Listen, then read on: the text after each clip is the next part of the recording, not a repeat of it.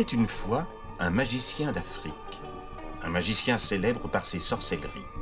Son pouvoir était immense et la magie n'avait plus aucun secret pour lui. Pourtant, tout cela ne suffisait pas à notre magicien, qui était très ambitieux, car il aspirait au pouvoir suprême et voulait devenir le maître de l'univers. Seule la lampe magique, la lampe merveilleuse, qui régnait sur toute chose, qui commandait aux grands génies de la terre, de l'air, des ondes et du feu, pourrait le lui accorder. Notre magicien avait installé son laboratoire dans une grande cavité située dans l'œil d'un sphinx.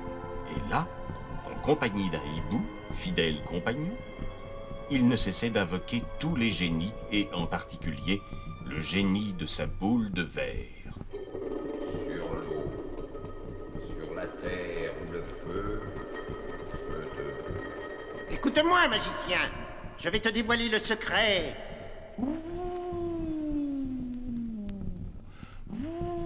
Tais-toi, sale bête, ou je t'enferme. Ouh là là là là, je me tais.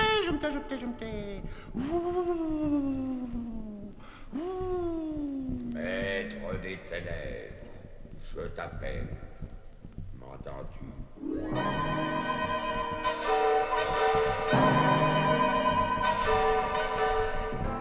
Que me veux-tu, magicien d'Afrique? Je veux savoir où se trouve la lampe merveilleuse. Laisse-moi me concentrer. Je vois cette lampe dans un lointain pays d'Orient. Aux confins de la Chine, tu trouveras une petite ville entourée de 3 collines. C'est là que tu trouveras ce que tu cherches. Mais je te préviens, seule la main d'un enfant peut faire sortir cette lampe merveilleuse des entrailles de la terre. Dis-moi où se trouve cette ville, ô maître des ténèbres. C'est à toi de la découvrir, magicien d'Afrique. Mais encore une fois, ne touche pas à cette lampe le premier, car tu mourrais sur le champ. Je t'obéirai, ô mon maître. Je trouverai cette ville et la lampe m'appartiendra. Alors, je serai le maître de l'univers. Nous serons les maîtres de l'univers. Le magicien plia bagage, fit venir ses âmes, son dromadaire, et partit sans plus tarder à la recherche de cet objet merveilleux. Il parcourut bien du chemin, voyageant de jour et de nuit, prenant à peine quelques heures de repos. Il était infatigable, tant sa convoitise et son ambition étaient grandes, et, voulant aller plus vite, il fit même appel à son tapis volant.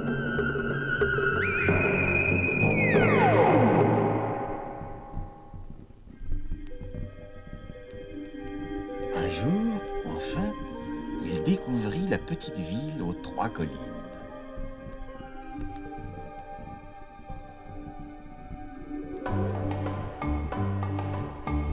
C'est en se promenant dans les rues de la ville qu'il fit la connaissance, bien malgré lui, du petit garçon qui allait servir ses dessins et qui jouait au ballon. Aïe, voyou, vaurien. Qui a lancé cette balle? C'est moi, mon oncle. Je l'ai pas fait exprès. Je ne suis pas son oncle, que je sache. Ce n'est pas une si mauvaise idée pour faire connaissance. Eh bien, oui, tu penses. Ah, il n'y a pas de mal, mon petit. Oh, il me semble que je te connais. Dis-moi qui est ton père. Comment t'appelles-tu? Je m'appelle Aladdin. Mon papa était Mustapha, le tailleur. Mais il n'est plus de ce monde et je vis seul avec ma mère. Aladdin. Mais voici l'enfant qu'il me faut. C'est le ciel qui me l'a. Aladdin, cher neveu, cher fils de mon frère. Quelle triste nouvelle tu m'apprends. Moi qui venais justement le voir, lui apporter un peu de bien-être. Tiens, prends cette pièce d'or et va la porter à ta mère. Ce soir, j'irai dîner chez vous. Oh, merci, mon oncle. C'est maman qui va être heureuse. Avec une pièce d'or, je m'offrirai des babouches, des habits de Chandernado, de bonnes choses pour la bouche, du riz garni de langoustine, des leurons de requin, du bon canard laqué de Chine et du thé au jasmin. Pour maman, des nids d'hirondelles, du pâté impérial, un bon gras plat de sauterelles, du poulet de Shanghai. Avec une pièce d'or, je m'offrirai 1000 choses, des gâteaux de miel et encore de la confiture de rose. Pour l'aveugle et pour le mendiant, un grand dîner de roi. Pour l'âne qui travaille au champ, du foin et du colza. Avec une pièce d'or, je m'offrirai des babouches, des habits de Chandernado, de bonnes choses pour la bouche. Aladin, tout heureux, s'empressa de rapporter à sa maman la pièce d'or que lui avait donnée le magicien. Sa mère, Rebecca, était une brave femme qui travaillait sans relâche à son rouet, car filer le lin était leur seul revenu bien modeste, qui leur permettait tout juste de vivre, avec leur perroquet Cancan. Elle fut cependant fort surprise d'apprendre que son défunt mari avait encore un frère. Et encore plus surprise qu'il ait pu donner une telle fortune à Aladin. Tu n'as plus d'oncle que je sache. Si, même qui m'a donné cette belle pièce d'or. Veux-tu te taire, Cancan? Mon oncle est un homme riche, très riche.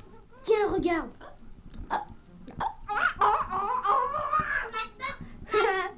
Ça t'apprendra à me croire sur parole.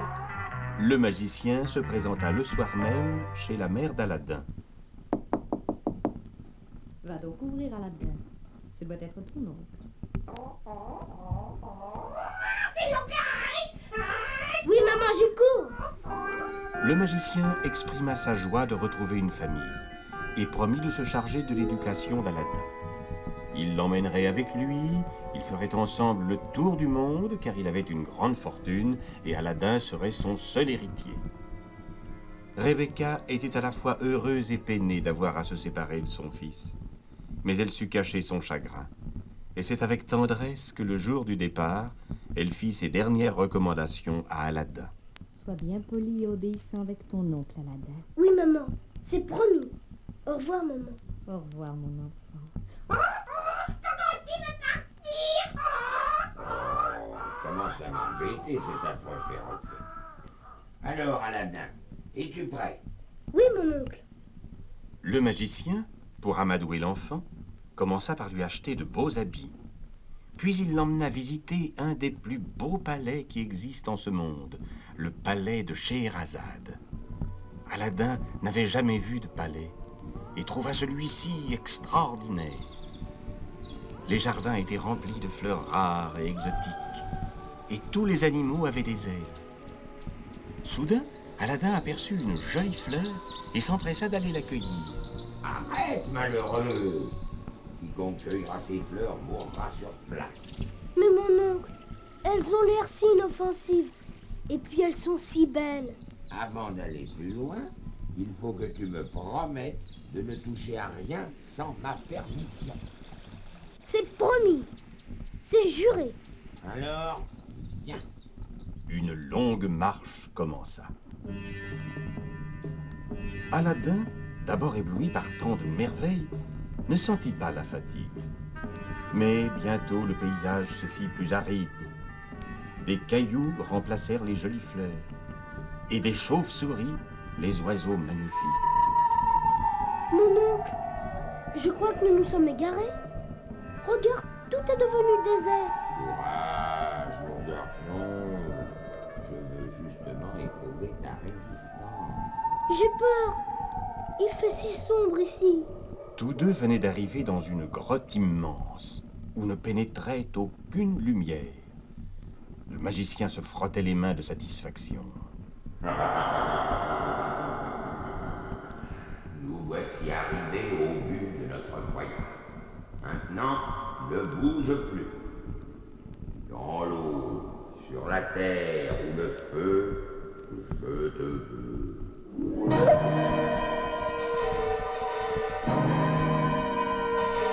Magicien d'Afrique, tu as enfin trouvé l'endroit où se cache la lampe merveilleuse. Mais n'oublie pas ceci. Seule la main innocente d'un enfant pourra te la apporter. Si tu n'obéis pas, la terre s'effondrera sous tes pieds. J'ai peur, mon oncle. Partons vite. Partir maintenant que j'ai trouvé le passage qui mène au plus fabuleux des trésors, jamais. À l'emplacement où avait jailli la flamme, d'où le génie était apparu au regard épouvanté de l'enfant, une dalle était posée.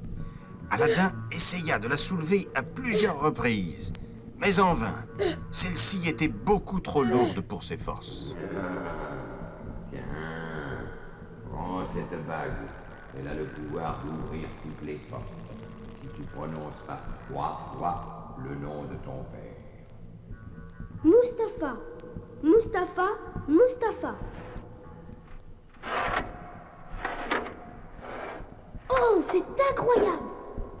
Aladdin n'était pas habitué aux miracles, ni à la magie, et tout ce qui lui arrivait lui semblait exceptionnel. La dalle avait disparu, et par l'ouverture, apparut un immense escalier taillé dans le roc. Une longue descente commença alors pour Aladdin, pendant que le magicien l'attendait en haut. À mesure qu'Aladdin s'enfonçait dans les entrailles de la terre, une douce lumière aux couleurs changeantes semblait l'éclairer. Les murs scintillaient de 1000 feux. L'enfant était émerveillé et poussait des cris d'admiration. Il arriva cependant devant une énorme porte toute dorée, dont l'éclat donnait une lumière puissante. Mais celle-ci était fermée et nulle autre issue n'était en vue. Que faire? Se demanda Aladdin. Aladdin se souvint. La bague qui ouvre toutes les portes. Mustapha, Mustapha, Mustapha. Oh! Sous les regards émerveillés de l'enfant, la porte s'ouvrit sur une galerie remplie de cruches d'or. Ses yeux brillaient d'admiration et de convoitise. Il avançait au milieu de tout cet or, accompagné d'une musique mélodieuse. Et bien malgré lui, sa petite main s'avançait pour s'emparer de toute cette richesse. Mais le magicien le surveillait par le truchement de la bague. Prends garde, Aladdin. Si tu cèdes à la convoitise, il t'arrivera malheur. Aladdin ne pouvait y croire et voulut s'emparer d'une piécette. Mais de derrière un rocher surgit un énorme dragon lançant des flammes. Oh non, oh non, oh non! Ça t'apprendra à m'obéir. Affolé, Aladdin courait de plus en plus vite. Mais de chaque cruche sortait un nouveau dragon qui se joignait aux autres poursuivants. L'enfant, essoufflé, arriva devant une autre porte, fermée elle aussi, hélas. Mustapha, Mustapha, Mustapha. La porte s'ouvrit et se referma immédiatement derrière lui. Il était temps. Au-delà de la porte, les arbres étaient couverts de rubis, de diamants et d'émeraudes. Tout ce monde étrange le saluait et lui souhaitait la bienvenue, lui offrant une pierre précieuse à son passage. Aladdin était dans le jardin enchanté et les arbres lui parlèrent. Aladdin, mon petit Aladdin, nous sommes heureux de recevoir ta visite. Approche, mais approche donc. Tiens, prends ces quelques diamants. Ils sont pour toi. Ils sont beaux. Aladdin tendait déjà sa petite main quand la voix du magicien le remplit de terreur. Arrête, malheureux. C'est un piège. Si tu acceptes, tu seras transformé en arbre pour la vie. Que dois-je faire maintenant? Toujours par le truchement de la bague, le magicien donnait ses instructions à l'enfant qui les suivait fidèlement. C'est ainsi qu'Aladin se trouva soudain devant un magnifique escalier. La voix de son oncle se fit alors plus persuasive. En haut de cet escalier se dresse un autel sur lequel une lampe est allumée. C'est cette lampe que tu es venu chercher.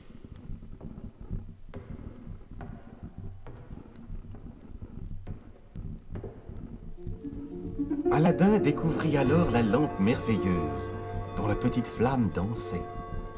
Il voulut la prendre sur le champ. Il lui tardait de s'en retourner, sa mission accomplie. Mais au moment de s'en saisir, les dragons défenseurs de la lampe se placèrent devant elle pour la protéger et empêcher l'enfant de s'en emparer. Des monstres! Des monstres me barrent la route! Ne t'affole pas. Écoute, si les monstres apparaissent de nouveau, dirige les rayons de la bague sur eux. J'ai peur. J'ai très peur. Ils vont me tuer. Obéis. Empare-toi de la lampe. C'est un ordre. Oui. Oui, mon oncle. Aladin hésitait, terrorisé. Mais les ordres de son oncle, à qui il avait juré obéissance, étaient formels. Et domptant sa peur, il s'approcha avec précaution de l'autel. Aussitôt, les monstres apparurent de nouveau. Mais Aladin dirigea rapidement les rayons de sa bague sur eux, et les défenseurs de la lampe disparurent sur le champ. Aladin put enfin se saisir de la lampe merveilleuse. La lampe! La lampe merveilleuse! Dépêche-toi, reviens vite.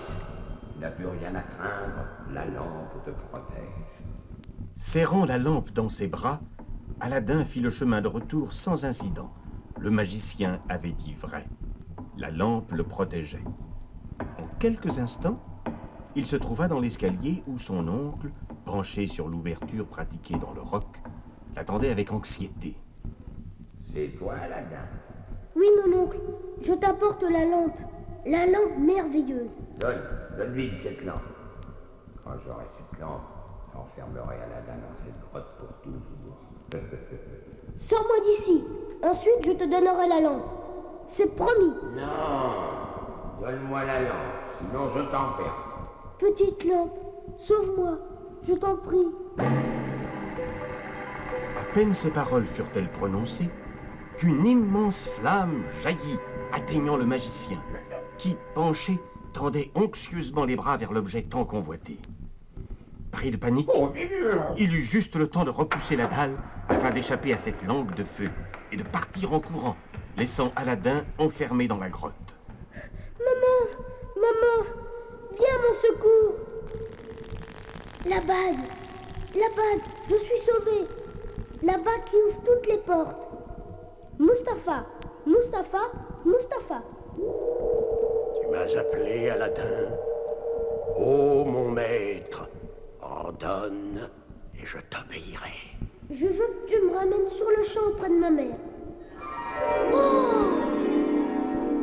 Aladin se sentit soudain soulevé, puis transporté dans un immense tourbillon. Bientôt, il fut déposé dans la cour de sa maison. Il avait perdu ses beaux habits, mais avait gardé serré contre son cœur la lampe merveilleuse.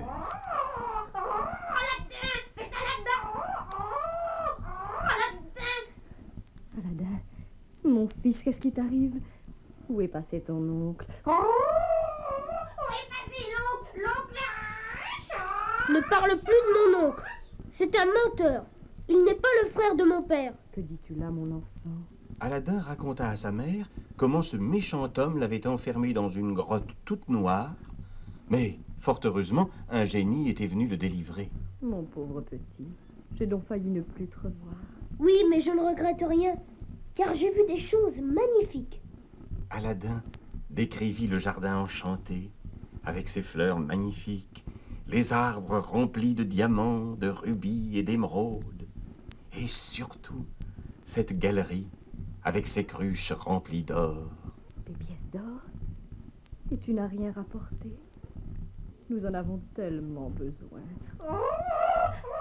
Oui, on en a besoin, car on n'a rien mangé. J'ai faim. Je n'ai rapporté que cette vieille lampe. Elle n'est pas bien belle. Mais en la nettoyant, je pourrais peut-être en obtenir quelques piécettes. Rebecca poussa un cri d'effroi. Par le frottement de la lampe, une lumière avait jailli, irradiant toute la pièce, grandissant au fur et à mesure qu'elle s'élevait jusqu'à se transformer en un génie gigantesque.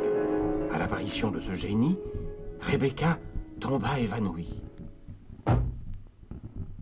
Je suis le serviteur de la lampe. Tes désirs sont des ordres. Ordonne, je t'obéirai. Je ne t'ai pas appelé. Regarde, ton apparition a fait peur à ma mère. C'est pourtant elle qui, en frottant la lampe, a provoqué ma présence. Que me veux-tu? J'ai faim. Apporte-moi à manger.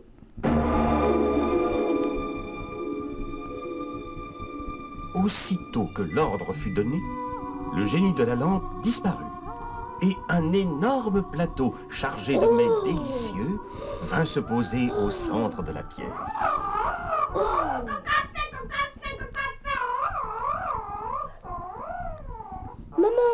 Maman, lève-toi. Regarde ce que le génie a apporté. Le génie. Ah oui, le génie. Où est-il? J'ai eu si peur, mon enfant. Et tu dis que c'est le génie de la lampe qui a apporté toutes ces bonnes choses? Oui, le génie de la lampe. De la lampe merveilleuse. Même qui l'a dit, tes désirs sont des ordres.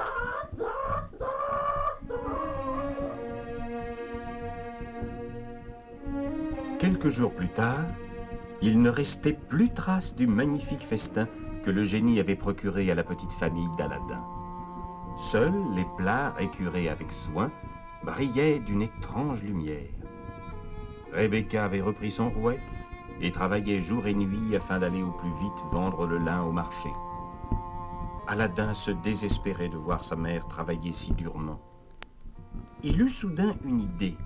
Et si j'allais vendre ces plats? Sitôt dit, sitôt fait. Jolis plats, qui veut mes jolis plats? Pas cher, pas cher. Petit, viens. Je vois ce que tu as. Des jolis plats. Prenez-les, monsieur, ils ne sont pas chers. Vous ferez une bonne affaire. N'hésitez pas, monsieur. Je te donne cette pièce en or. Je vais faire un grand sacrifice pour toi, mon enfant. Oh, merci. C'est maman qui va être contente. Avec une pièce d'or, que puis-je acheter, monsieur? C'est un pitochant thermacor, fait pour un prince ou pour un dieu. Combien, monsieur le marchand, cette paire de babouches? Montre-moi d'abord ton argent, on paye d'abord, après l'on touche. Donnez-moi du riz, des pois chiches, un sac de piment d'eau. Regardez, monsieur, je suis riche, donnez-moi donc de tout. Bonjour, madame la marchand, qu'ils sont beaux vos beignets. Prenez du gâteau, sa menthe, il est encore doublé. Vous, messieurs les musiciens, prenez toute ma monnaie et jouez flûte et tambourin pour toute la rue sans arrêt. Avec une pièce d'or, la la la la la la la. Avec une pièce d'or, la la la la la la la. Avec une pièce d'or, la la la la la la la. Avec une pièce d'or, la la la.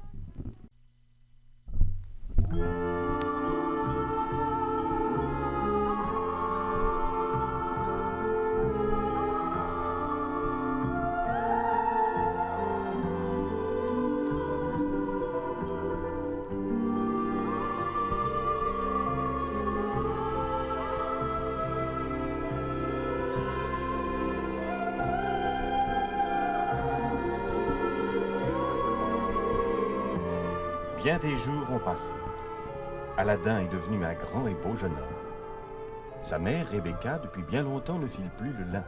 Le rouet a été relégué au grenier grâce à la lampe merveilleuse, source intarissable de revenus. Ce jour-là, Aladin jouait aux échecs avec sa mère. quand la voix du porte-parole du sultan se fit entendre.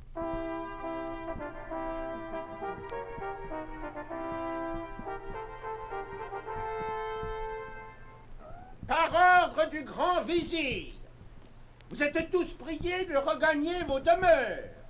Vos portes et vos fenêtres doivent rester fermées.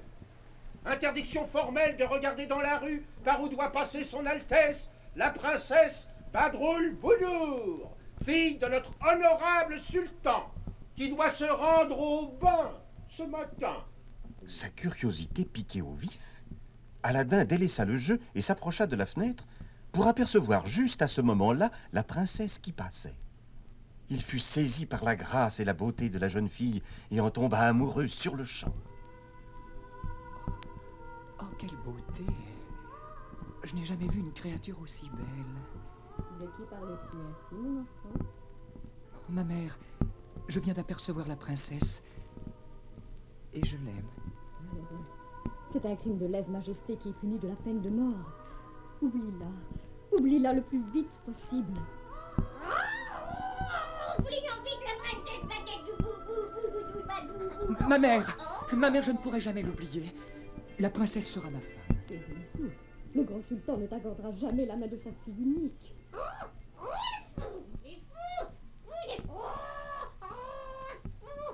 Aladin supplia tellement sa mère qu'il finit par la convaincre.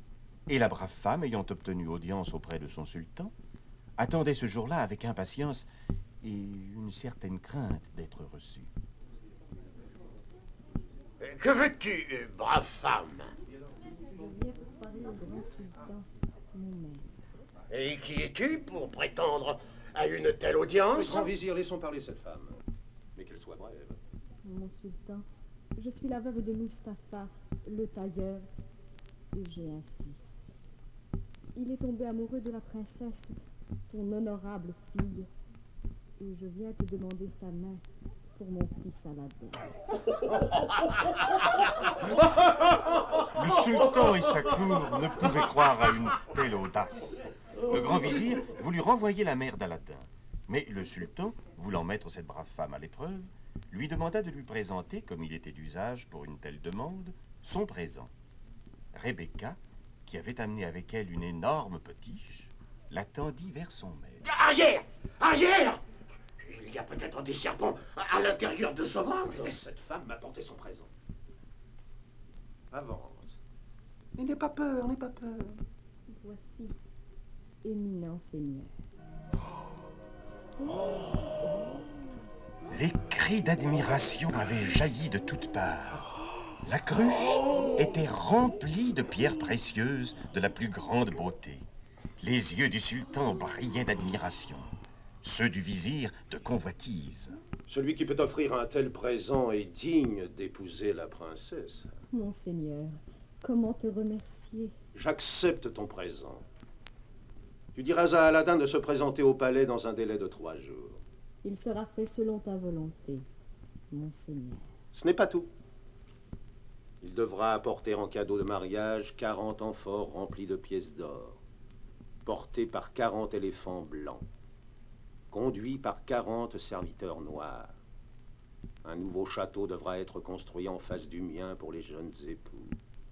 Un vrai palais des 1001 nuits qui soit digne de ma fille.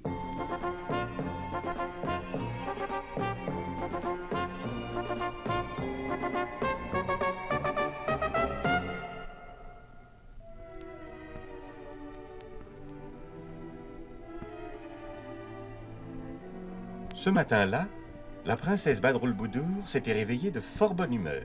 Son père avait promis de lui faire une surprise, et elle attendait cet instant avec impatience. Tout en chantant, elle se dirigea vers son balcon afin d'admirer le soleil et faire un brin de causette avec les oiseaux. Son regard fut alors attiré par quelque chose d'insolite. Mon père! Oh, mon père! Quel est ce merveilleux palais?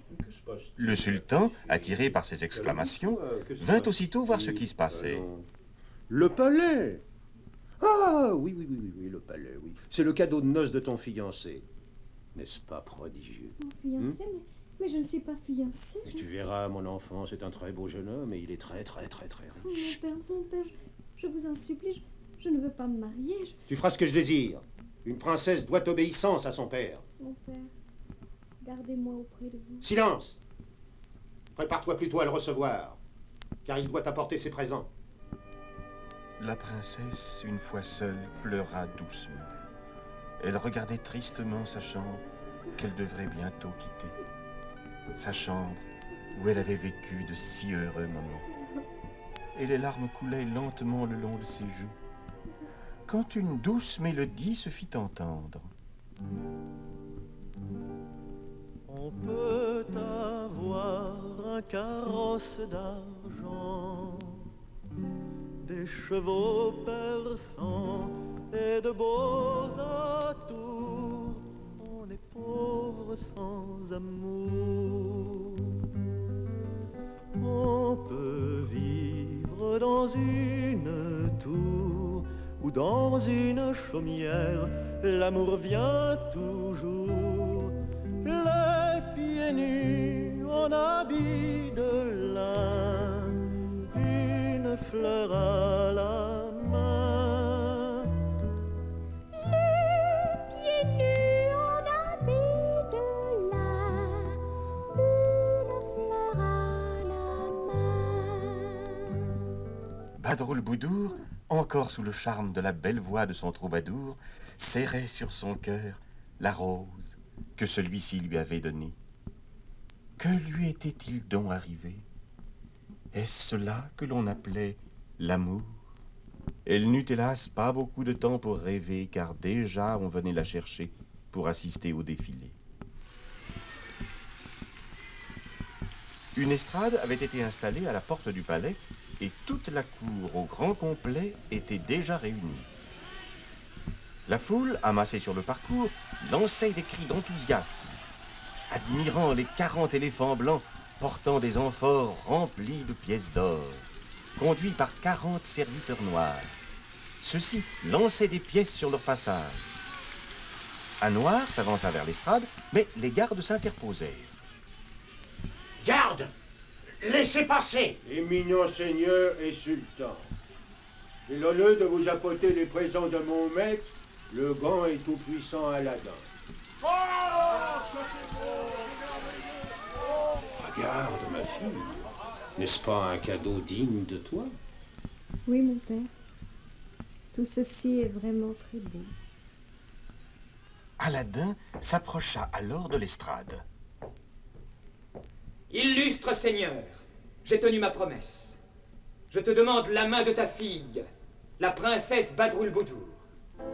Au son de cette voix si douce, la princesse releva la tête, et c'est avec bonheur qu'elle reconnut celui qui l'avait tant charmée avec sa sérénade. Aussi éprouva-t-elle une joie immense en entendant son père fixer la date de son mariage avec celui à qui elle avait déjà donné son cœur. Accordé. Tes cadeaux sont dignes de la princesse. Dès demain, le mariage sera célébré. Aladdin mit alors un genou à terre, s'inclina devant la princesse et déposa un baiser sur sa jolie main. Vous, c'était donc vous, mon troubadour? Oui, c'était moi, car je voulais que vous m'aimiez. Pendant ce temps, notre magicien d'Afrique n'avait pas cessé d'invoquer tous les génies afin de trouver un moyen de récupérer la lampe merveilleuse. Mais sans succès. Il n'avait jamais pardonné à Aladdin sa défaite et juré par tous les dieux de se venger. À cause de ce voyou, à cause de ce beau rien, la lampe est peut-être perdue à jamais. Et au lieu de te lamenter de la sorte, tu pourrais demander à la boule ce qu'est devenu Aladdin. Ouh. Je suis sûr qu'Aladin a disparu à jamais. Magicien, ne ris pas avant de savoir. Ouh. Oh, mais tais-toi, oiseau de malheur. Aladin est mort depuis longtemps.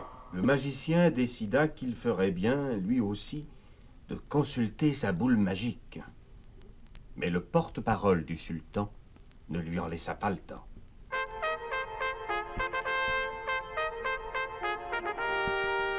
ordonnance de notre illustre sultan, il vous est communiqué le mariage de sa fille, la princesse Badroul Boudour, avec Aladin, illustre et noble seigneur. Le mariage sera célébré demain en grande pompe. Le magicien ne pouvait en croire ses oreilles. Aladin était vivant. Aladin épouser la princesse? Cela jamais. D'ici demain, il peut se passer bien des choses. Le magicien pensa qu'il fallait d'abord entrer en possession de la lampe merveilleuse. Et, s'étant habillé en mendiant, il alla sur le champ frapper à la demeure d'Aladin. Entrez. Mais entrez donc, mon brave homme. Les pauvres sont les bienvenus chez moi. Oh, merci beaucoup. Je connais cette voix. Vous avez l'air bien fatigué. Vous venez de très loin? Oh oui, de très loin. Dans mon pays, j'étais un homme très riche, mais on m'a pillé et dérobé tous mes biens.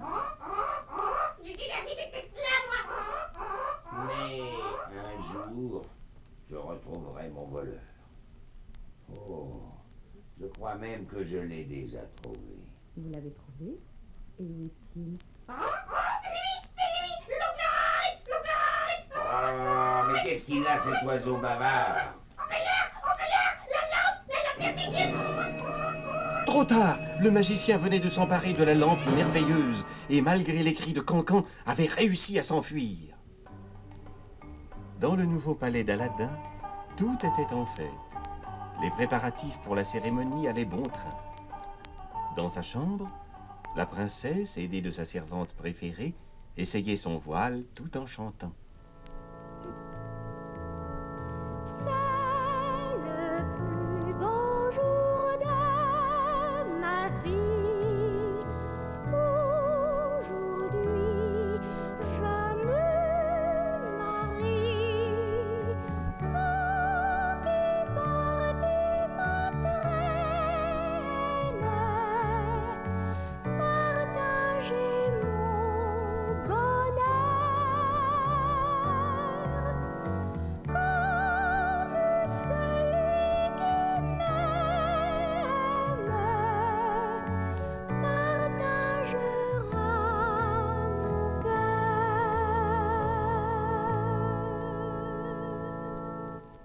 Princesse, un homme demande à être reçu. Je t'ai déjà dit que je ne reçois personne. Je m'excuse de forcer ta porte, belle princesse, mais j'ai une communication de la plus haute importance à te faire. Qui es-tu pour oser t'introduire chez moi? Je suis le magicien d'Afrique, et toutes les richesses qui t'environnent m'appartiennent. Tu mens. Tout ceci m'a été donné par mon fiancé Aladin. Sors d'ici ou je te fais jeter dehors par mes gardes. Ah, tu ne me crois pas? Eh bien, tant pis pour toi. Une grande flamme jaillit, qui se transforma soudain en un épais nuage, d'où sortit le plus impressionnant des génies, car le magicien venait de frotter la lampe merveilleuse. À cette apparition, la princesse, déjà effrayée, tomba évanouie. Je suis le serviteur de la lampe. Ordonne, je t'obéirai. Serviteur de la lampe, je veux que tu transportes ce palais avec tous ses habitants en Afrique. Tes désirs sont des ordres.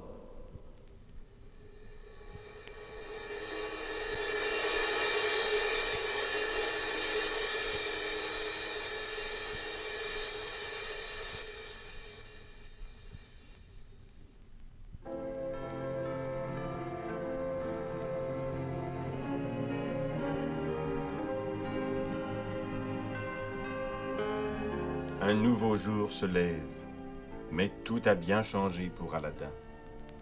Inculpé d'être l'auteur de la disparition de la princesse, il est conduit sous bonne escorte devant le tribunal du grand sultan pour y être jugé. Dis-nous où est la princesse?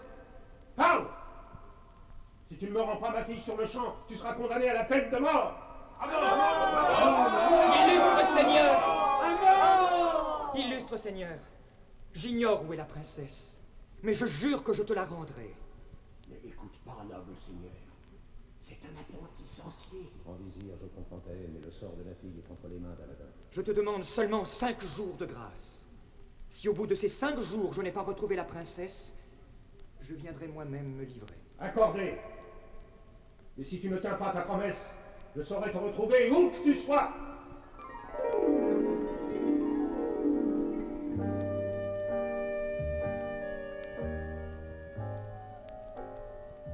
Le génie de la lampe avait transporté le palais d'Aladin en Afrique, comme le magicien le lui avait demandé. Ce dernier, entre-temps, était tombé amoureux fou de la princesse Badroulboudour et était décidé à tout faire pour la conquérir. Dis-moi si je suis beau ainsi. Dis-moi si la princesse a pensé à moi. Dis-moi si elle m'aime. Ouh, la princesse ne t'aime pas. Ouh, ouh. Oh, elle m'aimera. S'il le faut, la lampe merveilleuse que voici viendra. Ah non, non, non, pas la lampe, surtout pas la lampe. Ouh, à terre. Alors dépêche-toi de me préparer mon bain, car j'ai rendez-vous avec elle. Ah, ce qu'on est bien quand on est dans son bain, on fait des grosses bulles, on joue au sous-marin. Prends ma brosse à poil dur pour laver mes oreilles. La pierre ponce pour mes pieds et mes jolis orteils, la lotion pour ma barbe et pour mes belles moustaches, mon sirop de pistache. Que tu es beau, baisse le dos, lève bien les bras. Tu vas me chatouiller. Pour laver tes pieds, passe-moi dans le nez, tu seras beau comme une tartine quand je t'aurai coupé les poils des narines. C'est un grand jour de fête. Tiens, prends la serviette. Je me sens léger aujourd'hui, j'ai 20 ans. Oui, sauf que tu n'as plus que 2 ou 3 ans. Passe-moi mon corset, mon gilet de flanelle, mon beau manteau d'étoiles, mes souliers de dentelle. Tu es vraiment éblouissant. Jamais la princesse ne te résistera. Si elle a du goût, c'est moi qu'elle choisira. Sans me vanter, je suis séduisant. J'ai la grâce et l'allure d'un prince charmant.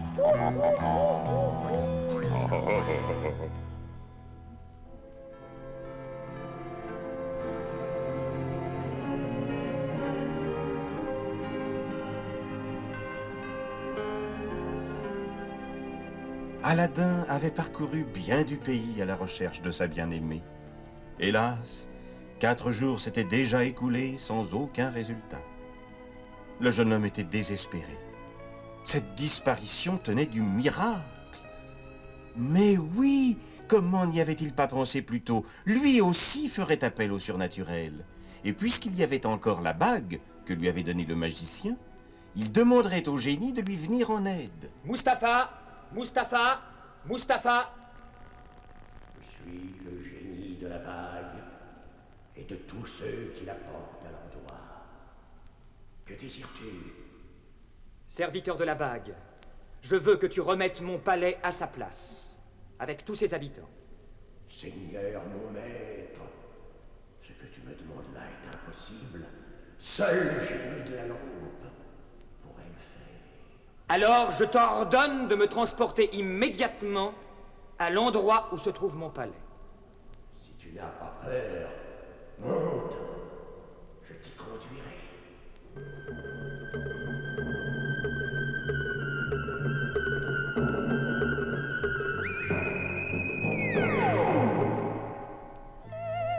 Pieds nus, on habille de là, une fleur à la main. On peut vivre au bord des chemins ou dans un grand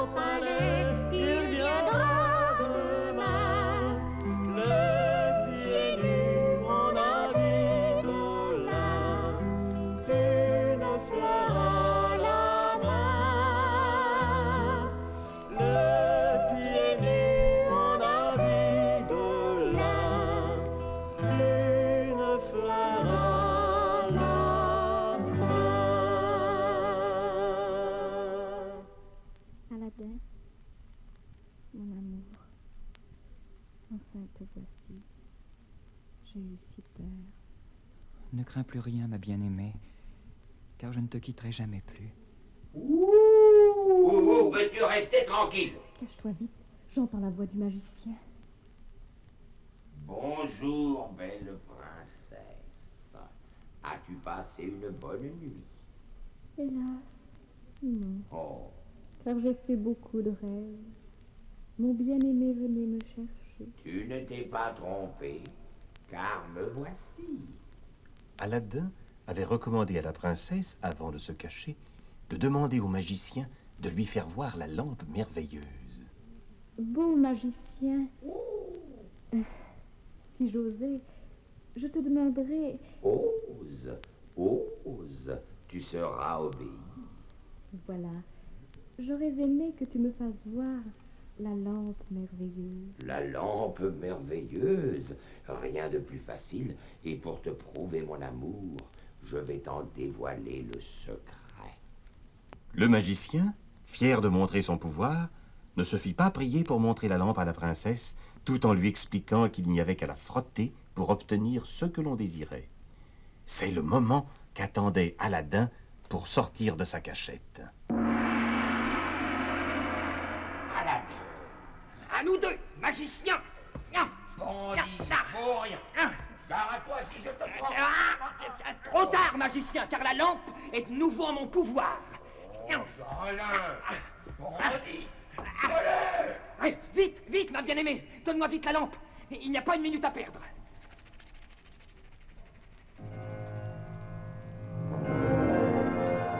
Je suis le serviteur de la lampe. Tes désirs sont des ordres. Génie de la lampe, je veux que tu me débarrasses à tout jamais de ce magicien d'Afrique. Ordonne, je t'obéirai. Voyons. On pourrait l'introduire dans un obus et l'envoyer dans les nuages. Ou alors l'enfermer dans un de ces engins mystérieux à destination de la Lune. Et puis... Ah, non, non, j'ai trouvé. Tu vas l'enfermer, lui et son affreux hibou, dans sa boule magique. Là, il ne pourra plus nous nuire.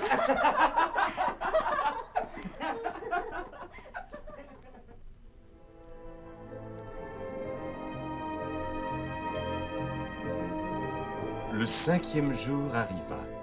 Le sultan, inquiet, ne dormait plus.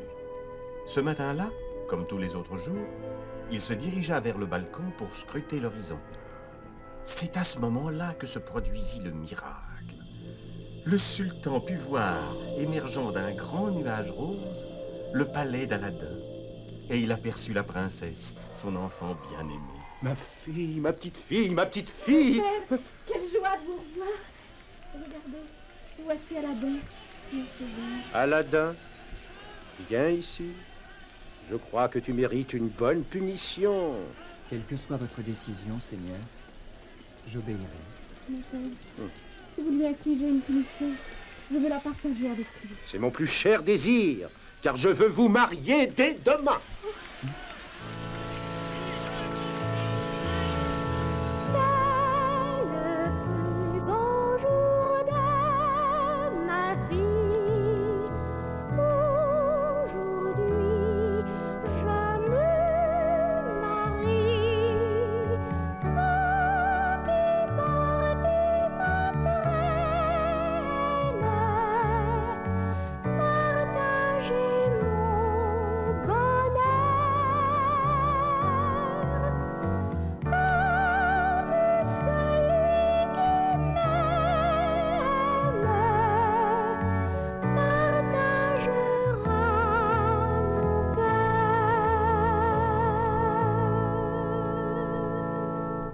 Et c'est dans la joie que finit ce beau conte des 1001 nuits. Aladdin et la princesse furent heureux, et la lampe merveilleuse occupa la place d'honneur dans le palais.